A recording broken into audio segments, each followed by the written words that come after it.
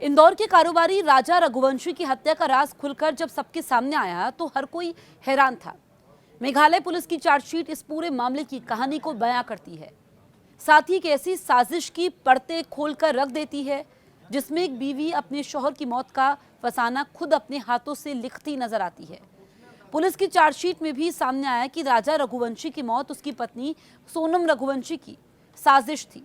Honeymoon पर जो खूनी खेल खेला गया वो किसी थ्रिलर फिल्म की कहानी से भी ज्यादा डरावना और सस्पेंस से भरा साबित हुआ। चार्जशीट के मुताबिक सोनम इस पूरी साजिश की मास्टरमाइंड थी।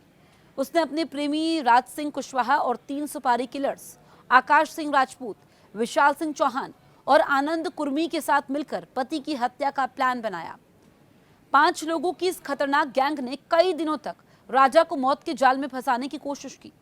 पुलिस ने खुलासा किया कि सोनम ने हनीमून के समय पति को मारने की पहले 3 बार कोशिशें की, लेकिन हर बार नाकाम रही।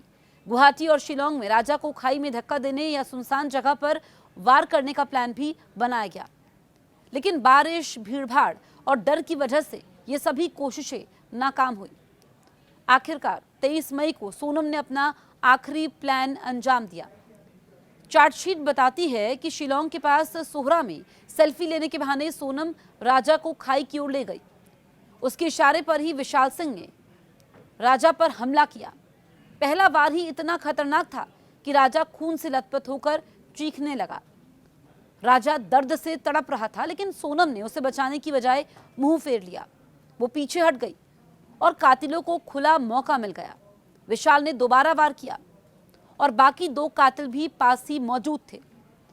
कुछ देर बाद जब राजा की सांसें थम गई तो सोनम लौटकर आई और पूछा कि क्या वो मर चुका है।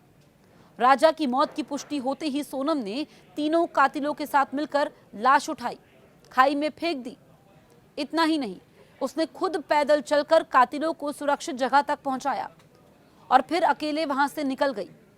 ये सबूत साफ दिखाता है कि हत्या में उसकी सक्रिय भूमिका थी। पुलिस चार्जशीट में दर्ज है कि यह हत्या अचानक की गई योजना नहीं थी, बल्कि फरवरी 2024 से ही सोनम ने राजा से छुटकारा पाने की साजिशें रचना शुरू कर दिया था। पहले उसने खुद को मृत दिखाने के प्लान बनाए, नदी में डूबने या स्कूटी में लाश जलाने जैसे नाटकीय आइडिया आजमाए, लेकिन हर बार नाकाम रही। जब ये सारे प्लान फेल हो गए तो सोनम और उसके प्रेमी राज ने आखिरी और खौफनाक रास्ता चुना, राजा को ही खत्म करना। हनीमून ट्रिप इसके लिए सबसे सही मौका लगा।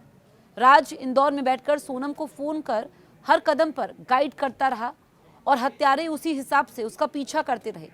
पुलिस की जांच में सामने आया कि हत्या के बाद सोनम ने अपने मोबाइल सबूत भी मिटा दिए। वहीं इंदौर लौटने पर उसने लोकेंद्र तोमर, बल्ला अहिरवार और शिलोम जेम्स जैसे साथियों से मदद ली। इन लोगों ने सबूत छिपाने, उसे पनाह देने का काम किया। पुलिस इनके खिलाफ भी चार्जशीट दाखिल करने वाली है। 790 पन्नों की चार्जशीट में CCTV footage, call detail, scooty और होटल रिकॉर्ड जैसे ठोस सबूत शामिल हैं। इनसे साफ होता है कि सोनम न केवल कत्ल की साजिश करता थी, बल्कि मौके पर मौजूद होकर पति की मौत का तमाशा देखने वाली मुख्य आरोपी भी है। मेघालय पुलिस का कहना है कि महज लव ट्रायंगल नहीं है, बल्कि लालच और धोखे से बुना गया एक खतरनाक खूनी खेल था।